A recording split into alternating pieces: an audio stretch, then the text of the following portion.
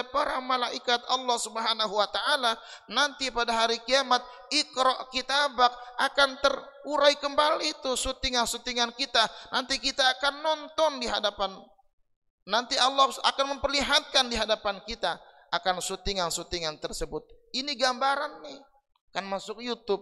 Setiap kegiatan ini, Bapak pulang ke rumah melihat kembali itu muka gua di depan, kelihatan Pak, itu gambaran.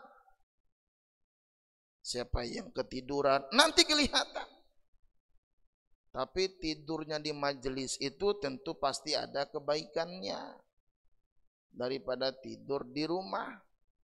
Tapi kan tidur di rumah juga daripada berbuat maksiat, mendingan tidur, itu juga masih ada kebaikannya. Itu enaknya orang yang beriman Pak. Jangan dikira nggak bermakna tidur orang yang beriman itu. Tidurnya orang yang beriman itu bernilai ibadah daripada dia pergi maksiatnya. Wah, tidur aja dah, habis diajak maksiat mulu, menghindar, itu bernilai ibadah. Itu hebatnya orang yang beriman, dan nanti pasti mendapatkan balasan dan akan ada tayangannya, ada rapornya, itu nanti pada yaumil hisab. Kemarin ada beberapa kawan Ustadz yang ketemu dengan saya. Ustadz Hakim, mobilnya masih begini. Iya. Yang ono udah begini. Kata yang lain, Hakim mah nanti hisapnya sedikit dia. Yang ono mobilnya 2-3 hisapnya lama. Sentilan-sentilan daripada mereka yang menguasai Al-Quran itu sangat bermakna sekali. Jadi kalau yang banyak hartanya lama hisapnya, kalau yang sedikit hartanya sedikit hisapnya. Ini bapak-bapak mau banyak harta apa sedikit hartanya? Yang sedang-sedang saja ya. Susah ditakar yang sedang-sedang saja itu. Ilmu nanti akan dihisap, ilmu kamu gunakan untuk apa? Umurmu kamu gunakan untuk apa akan dihisap. Tapi kalau untuk harta, dari mana kamu dapatkan harta dan kemana kamu gunakan harta, hisapnya lama. Untuk ilmu, kemana kamu gunakan ilmumu? Untuk umur kamu gunakan apa untuk umurmu? Semua akan dihisap oleh Allah Subhanahu wa taala. Tiada yang terlewati sedikit pun dalam hidup dan kehidupan ini. Amalia kita akan dihisap, akan dihitung oleh Allah. Maka kata sahabat Nabi Umar bin Khattab tuh, hasibu qabla an tuhasabu. Hisaplah dirimu. Duduk kita Pak, duduk kita ini di masjid sebelum adzan, merenung kita menghisap, mengingat-ingat dosa-dosa kita sambil istighfar, itu menghisap tuh. Sekali-sekali diadakan begitu. Bangun jam 3, mandi kita, mengambil air wudhu, sholat 2 rakaat, sholat 3 rakaat, duduk kita di situ merenung, menghisap diri kita. Itu perlu didemikiankan. Nanti sebelum dihisap, kapan? Nanti pada hari kiamat. Enggak ada yang terlewati, semua akan dihisap oleh Allah Subhanahu wa taala. Dan nanti juga akan ada wal mizan, timbangan. Dihisap, dihitung, ditimbang. Gambarannya kalau orang di pasar Pak, kalau kita mau beli bawang, beli berapa kilo, 1 kilo kan kita ambil tuh, kita hitung berapa biji 1 kilo ya. Beli jeruk biasanya Pak, kalau yang 1 kilo jeruk yang ini ada 3 biji, dihitung baru kita timbang tuh. Itu gambaran Pak. Nanti kita akan ditimbang amal kita tuh, akan ditimbang semua oleh Allah Subhanahu wa taala. Maka di dalam Al-Quran Allah Subhanahu wa taala berfirman, wa nada'ul mawazinal qistal yaumal qiyamah. Nanti Allah akan menimbang tuh dengan adilnya pada hari kiamat akan amal-amal kita. Faman thaqulat mawazinuhu faulaika humul muflihun. Barang siapa yang berat timbangannya, yang berat timbangan amalnya, maka bagi mereka keberuntungan. Faulaika humul muflihun. Waman khaffat mawazinuhu faulaika alladzina khasiru anfusahum bima kanu biayatina yudlimun. Dan barang siapa yang ringan timbangannya, faulaika alladzina khasiru, mereka itu orang-orang yang merugi. Yang berat timbangannya mendapatkan keuntungan, kemenangan dari Allah. Yang ringan timbangannya mendapatkan kerugian nanti pada hari kiamat. Maka sekarang ini kita sedang mengisi timbangan-timbangan kita.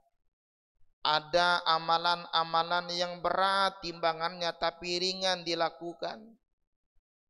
Subhanallah walhamdulillah wala ilaha illallah wallahu akbar. Itu ringan kita ucapkan tapi berat timbangannya nanti pada hari kiamat. Zikirnya subhanallah, subhanallah, subhanallah, Allahu akbar, Allahu akbar, la ilaha illallah, la ilaha illallah. Itu berat semua timbangannya, Pak. Ringan kita ucapkan. Tapi sekarang terkadang ada orang kebalik, Pak. Berat diucapkannya. Berat diucapkannya. Padahal itu ringan diucapkan, nanti berat timbangannya. Sekarang bapak-bapak milih mau mengamalkan amalan yang ringan amalannya, berat timbangannya, atau berat mengamalkannya, ringan amalannya, ringan timbangannya. Milih yang mana bapak-bapak, ibu-ibu? Harusnya yang ringan tapi berat timbangannya, banyak kebaikannya, banyak balasannya. Dan orang tuh kalimat tasbih yang paling nikmat dilafalkan kapan menurut Al-Quran? Wasabbihu bil asyiyi wal ibkar. Tempatnya, waktunya kalimat tasbih itu dibaca ba'da subuh dan ba'da asar. Wasabbih bil asyiyi wal ibkar. Mana ilustrasinya, Pak? Ba'da subuh ada atau tidak? Ba'da asar ada atau tidak? Tidak ada. Apa gantinya? Menurut guru saya, gantinya kita duduk, kita wirid, kita zikir kalimat tasbih di situ. Sementara ayatnya kan bilangnya wasabbih bil asyiyi wal ibkar. Bertasbih di waktu pagi hari dan di waktu sore hari. Tidak ada ayat yang bilangnya bertasbihlah pada siang hari. Bertasbihlah pada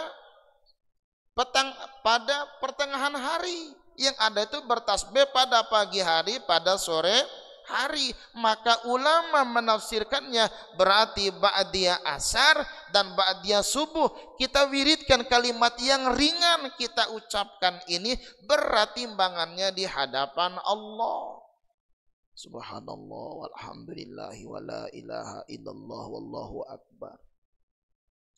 Kira-kira gampang nggak Pak kalimat ini? Mudah atau gimana? Sering nggak dilafalkan? Alhamdulillah. Ibu-ibu, gampang nggak kalimat ini? Sering ibu mengamalkannya? Masya Allah, kelihatan wajahnya terang, ahli surga semua ini. Lampu terang banget sih warnanya.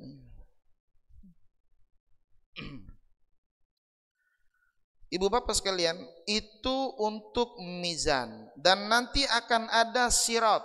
Sirat itu jembatan.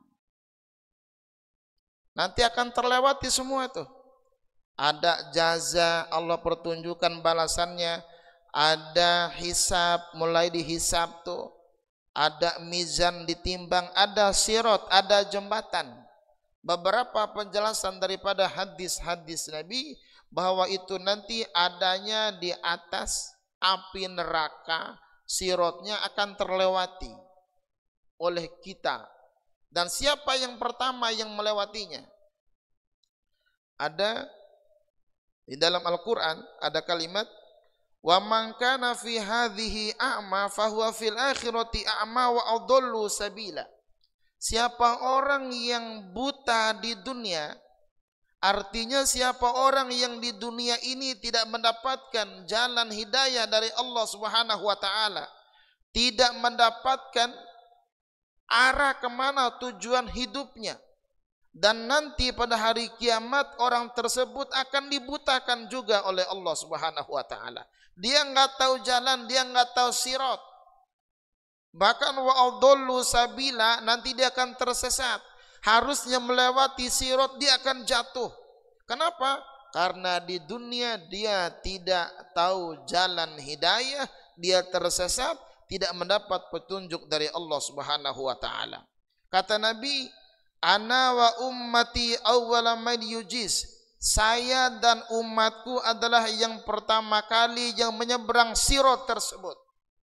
Nanti begitu terjadi kiamat ini, nanti kita akan menjalani menuju sirat. Yang pertama kali yang melewati sirat itu adalah baginda Rasul dan umatnya. Nabi-nabi yang lain belum, umat-umat Nabi yang lain belum. Maka baginda Rasul dengan umatnya, kita yang mengikuti baginda Rasul ini akan bersamanya melewat sirat tersebut. Ada dengan kilatnya, ada dengan berlari, ada dengan berjalan, ada yang dengan ngesotnya, nggak nyampe jatuh ke dalam neraka.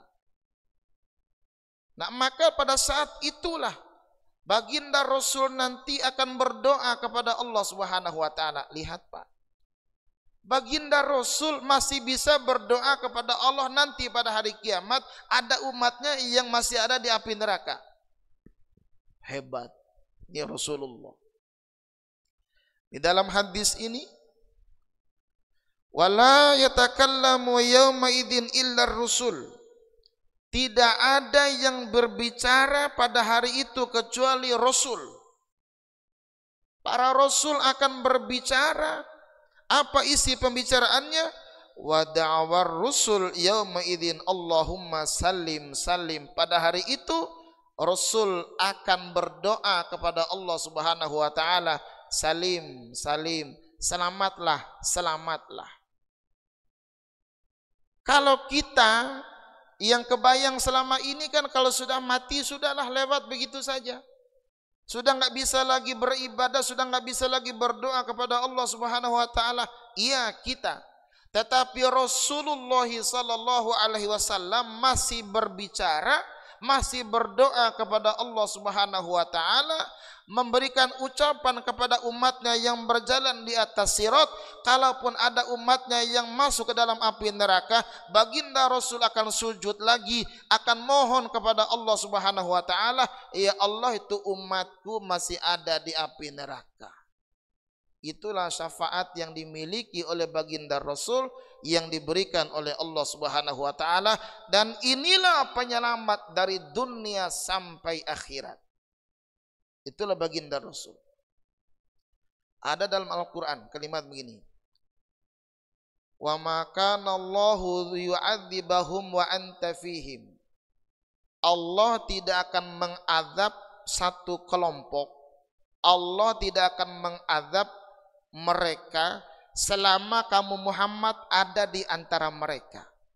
Jadi syafaat baginda Rasul, seorang yang penyelamat dari dunia sampai akhirat ini, selama baginda Rasul itu ada bersama kita, maka kita tidak akan diazab oleh Allah Subhanahu wa taala. Surat Al-Anfal. Wa ma kana Allahu yu'adzibahum wa anta fihim. Tidak akan ada azab selama Nabi Muhammad ada di tengah-tengah kita.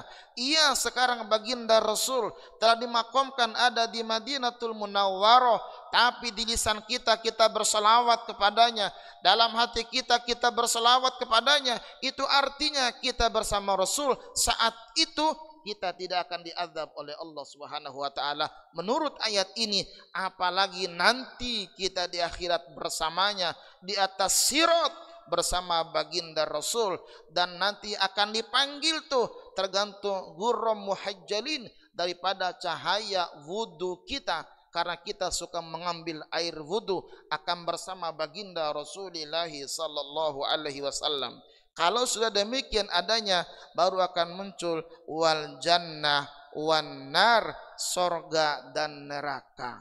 Itu terjadinya pada setelah melewati fase-fase menuju sorga Allah Subhanahu wa taala atau neraka yang disiapkan oleh Allah Subhanahu wa taala. Yakin orang beriman pasti akan diselamatkan Allah bersama Rasulullah, bersama para syuhada, bersama orang-orang